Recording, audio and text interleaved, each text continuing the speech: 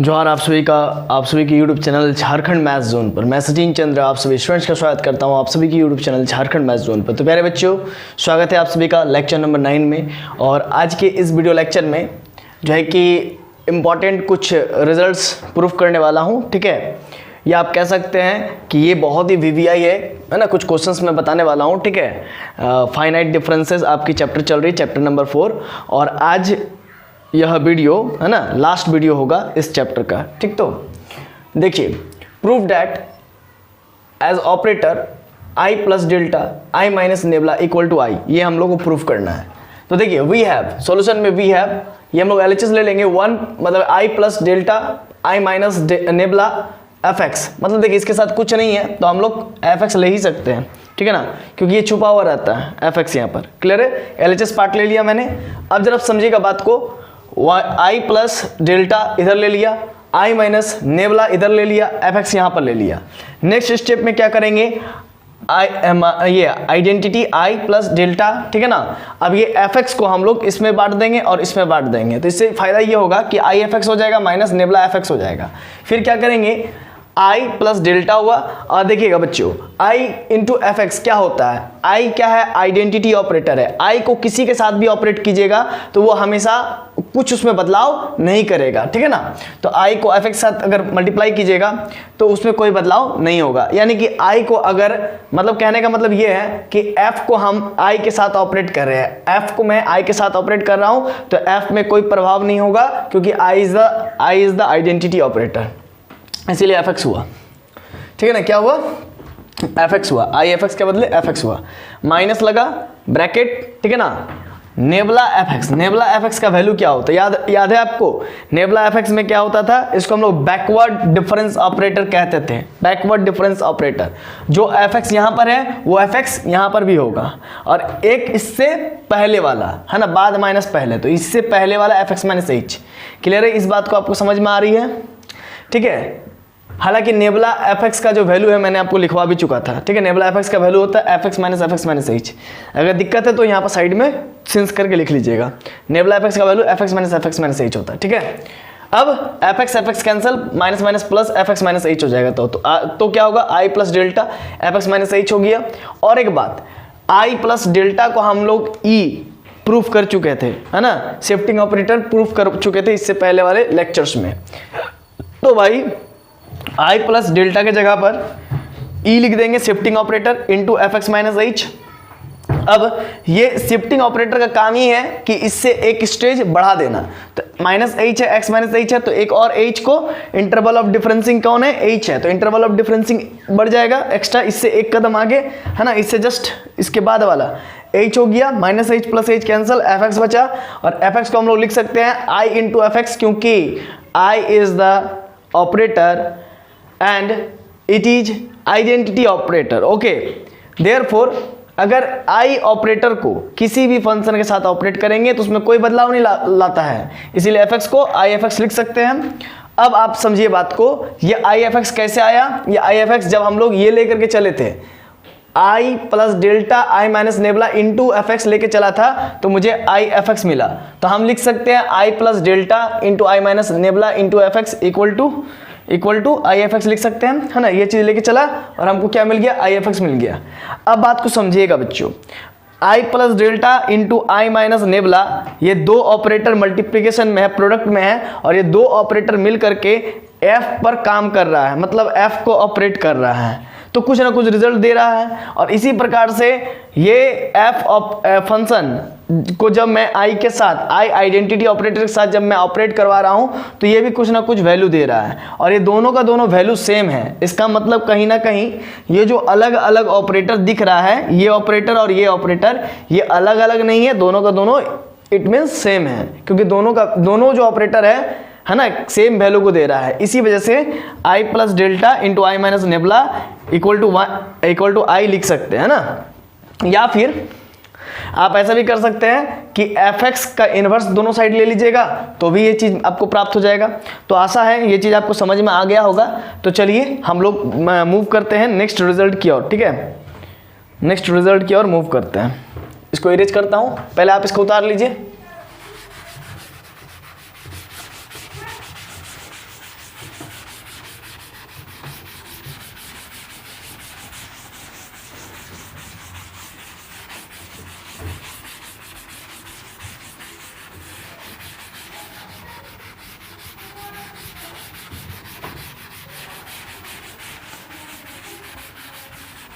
चलिए, तो इरेज हो गया।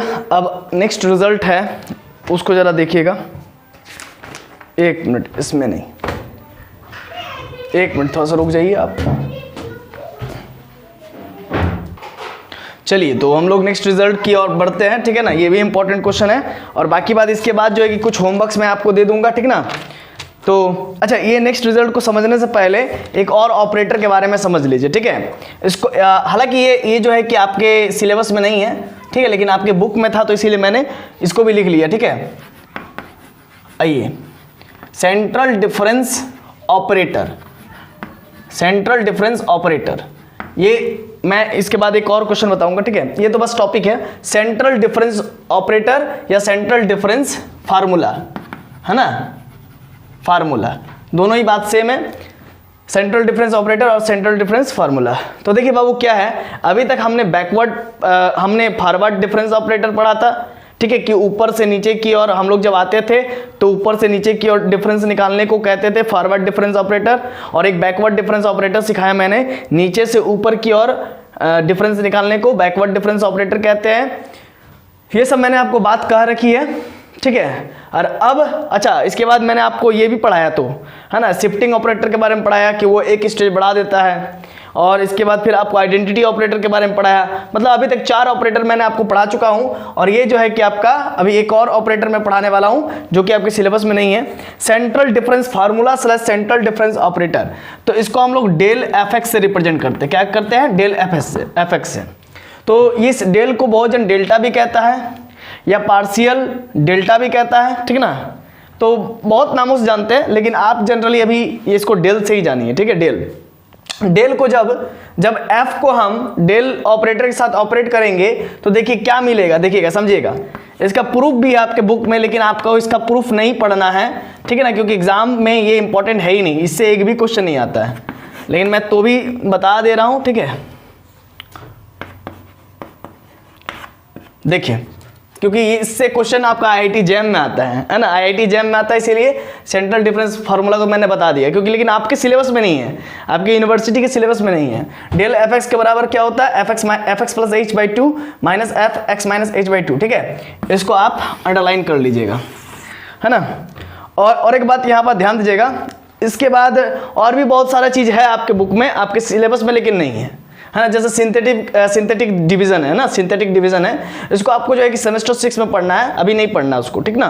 तो वो जनरली मैं नहीं पढ़ाऊंगा, फालतू का क्यों पढ़ाऊंगा, जब सेमेस्टर 6 में पढ़ोगे ही आप चीज़ों को, ठीक ना, दोबारा रिकॉल होता ही हर एक चीज़, ठीक है। तो ऐसा मत समझिएगा जो चीज़ यहाँ पर नहीं पढ़ा रहे तो वो आपको आगे नहीं पढ़ना है, वो भी पढ़ना है आपको आगे, लेकिन मैं इसलिए नहीं पढ़ा रहा हूँ क्योंकि मैं आपके जो सिलेबस में है, जो आपके एग्जाम के सिलेबस में है, एग्जाम पॉइंट ऑफ व्यू से जो आपके सिलेबस में है, जो आपके एग्जाम में ही आने वाले हैं, वही टॉपिक को पढ़ा रहा हूँ।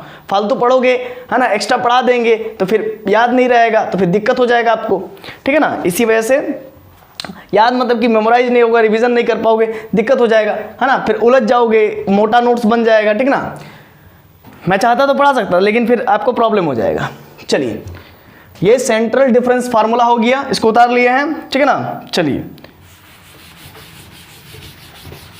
अब इसके बाद एक और क्वेश्चन मैं आपको बता देता हूं, ठीक है। चलिए, एक और क्वेश्चन आपको करवाता हूं, इंपॉर्टेंट है। दूसरा number, prove that del to the power r y k equal to nabla to the power r y k plus r, ठीक है बाबू। देखिए ध्यान दीजिएगा, इसी चीज को ध्यान दीजिएगा। सबसे पहले जो चीज आप जानते हैं उन चीजों को यहां पर लिख लीजिए, है ना, रफ में। सिंस क्या भाई, क्या जानते हैं? देखिए, डेल एफ एक्स का मतलब होता है, देखिएगा, एक बढ़ करके फिर एक घट जाता है ना, क्या होता है? एफ एक्स प्लस एच और माइनस का एफ एक्स, यही होता है ना इसका फार्मूला, ठीक है। अच्छा, सिमिलरली सेकेंड ऑर्डर, यहां पर बात करेंगे सेकेंड ऑर्डर, है ना, सेकेंड ऑर्डर फॉरवर्ड डिफरेंस की। तो सेकेंड ऑर्डर फॉरवर्ड डिफरेंस का इसका फार्मूला क्या होता है?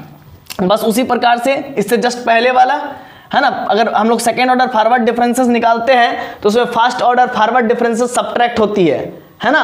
तो डेल 2 y2 है तो यहाँ पर क्या होगा, यहाँ पर डेल y3 होगा माइनस डेल y2, इससे जस्ट पहले वाला, है ना, बाद माइनस पहले, है ना, यही होता है। अब नेक्स्ट है आपका एक और,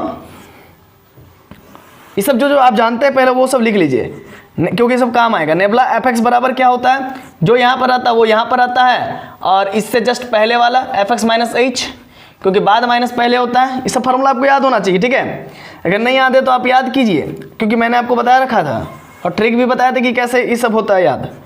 अब जैसे सिमिलरली डेल 2 y2 है, डेल 2 y2 है तो क्या हो जाएगा, डेल 2 y2 है तो समझ लीजिए डेल 2 y2 यहाँ पर भी है, यहाँ पर डेल 2 y2 है और यहाँ पर नेबुला 2 y2 है। तो नेबुला 2 y2 में, तो नेबुला के लिए यहाँ पर fx है तो यहाँ पर y2 है तो यहाँ पर भी y2 होगा भाई, ठीक है। सॉरी डेल नेबुला होगा, ठीक है, नेबुला y2 क्या होगा, नेबुला y2। जैसे देखिए यहाँ पर fx है तो यहाँ पर fx है, तो यहाँ पर डेल 2 y2 है तो नेबुला के टर्म्स में नेबुला y2 माइनस नेबुला क्या होगा, y1 होगा, क्या होगा, नेबुला y1, इससे जस्ट पहले वाला, ठीक है। तो ये सब चीज़ आप लिख लीजिए। फिर नेक्स्ट क्या है आपका सॉल्यूशन। अब सॉल्यूशन मैं करवाता हूँ इसका। मैं क्या काम करता हूँ, मैं फ्रॉम RHS पर बात कर रहा हूँ, मैं RHS से लेकर के मैं LHS प्रूफ करूँगा। आप चाहो तो LHS लेकर के भी RHS प्रूफ कर सकते हो, लेकिन जो इजी लग रहा है मुझे मैं उस वे में जाना चाह रहा हूँ। मैं RHS लूंगा और LHS प्रूफ कर दूंगा, ठीक है। आप इससे भी प्रूफ कर सकते हो, लेकिन इसमें फिर सेटिंग और गेटिंग करना पड़ेगा, ठीक है ना। तो इसी वजह से सेटिंग गेटिंग ना करना पड़े, मैं इसीलिए फ्रॉम RHS से बात कर रहा हूँ, है ना। तो यहाँ पर लिख दूंगा from RHS, right hand side, मैं राइट हैंड साइड से बात कर रहा हूँ।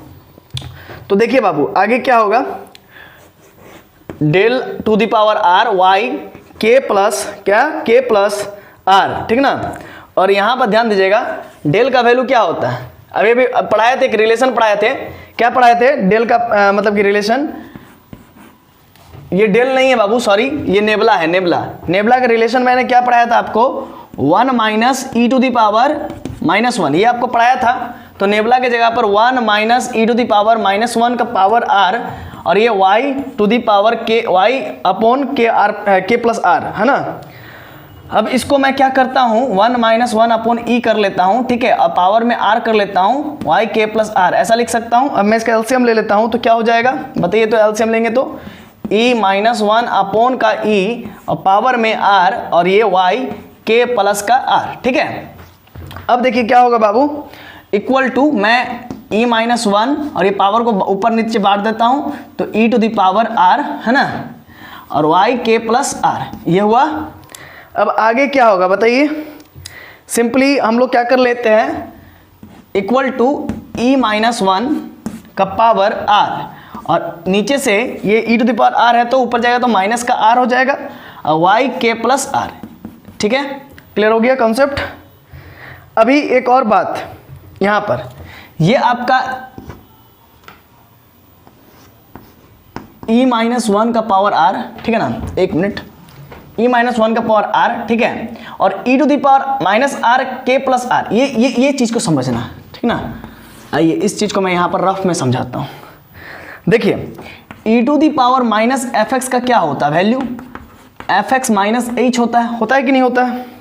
अच्छा e to the power minus 1 y2 का क्या होगा, तब क्या होगा बताइए, क्या होगा, जैसे कि e to the power minus 1 fx का क्या होता है, fx माइनस h होता है, e to the power minus 1 y2 का क्या होगा, तो y2 माइनस 1 होगा तो y1 होगा, है ना, एक घट जाएगा क्योंकि देखिए x माइनस h, समझे ना। फिर इसी प्रकार से अगर e टू दी पावर, है ना, क्या मैंने बोल रहा हूँ, e to the power minus r रहे, यहाँ पर माइनस r रहे, यहाँ पर माइनस r रहे, और यहाँ पर क्या रहे, k प्लस r रहे, k प्लस r रहे, तो उसका क्या वैल्यू होगा, तो उसका वैल्यू क्या होगा बताइए ज़रा, ध्यान दीजिएगा मैं यहाँ पर क्या बोलना चाह रहा हूँ, ठीक है। जैसे यहाँ पर क्या हुआ 2 और ये माइनस का 1, ये उतर गया, मतलब ये हो गया सिंपली y1, है ना, क्या हो गया, y1 हो गया। तो इसी प्रकार से बाबू, है ना, ये हो जाएगा e to the power minus r है तो k प्लस r, जैसे कि 2 है तो 2 है यहाँ पर, ठीक ना, तो यहाँ पर k प्लस r है तो k प्लस r है यहाँ पर, ठीक। तो और उसमें क्या घटा देंगे, माइनस का r घटा देंगे। जैसे कि यहाँ पर माइनस 1 है तो यहाँ पर माइनस 1 है, यहाँ पर 2 है तो यहाँ पर 2 है, तो 2 में से 1 गया तो 1 बचा। तो तो देखिए e to the power minus r y k plus r है, ठीक ना। तो देखिए ध्यान दीजिएगा, उसी प्रकार से वाई के प्लस आर है और ये -1 है तो -1 है, तो माइनस आर है तो माइनस आर है, तो आर आर मर गया तो बचा क्या वाई के, है ना, क्या बचा वाई के। तो हम लोग क्या लिख सकते हैं, इसके बदले क्या लिख सकते हैं, वाई के लिख सकते हैं। अब जरा देखिएगा आगे क्या होगा, ठीक। तो हम लोग e-1 को क्या कहते हैं, e माइनस, यहां पर देखिएगा एक रिलेशन यहां पर मैं लिख देता हूं, since e equal to 1 plus delta, ये मैंने अभी अभी पढ़ाया था आपको, क्या ये चीज मैंने पढ़ाया था, e equal to 1 plus delta, तो e-1 इक्वल टू डेल्टा होता है, ये मैंने आपको पढ़ाया।